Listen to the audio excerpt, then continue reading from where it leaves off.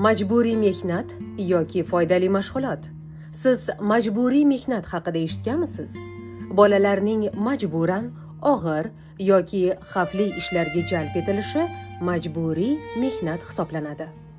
Qachonlardir bolalar kuz-qish oylarida paxta terishgan, dalalarda va polizlarda og'ir mehnat qilishgan yoki dars vaqtida turli jamoat ishlari bilan shug'ullanishgan. Bu bolalar huquqining buzilishidir. Lekin hozir bunday emas.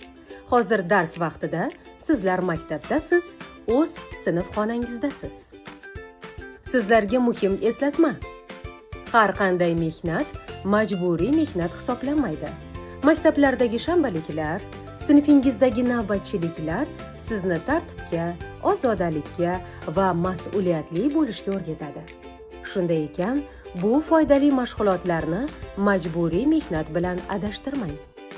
Nima bo'lganda ham, bugun sizning huquqingiz davlat himoyasida.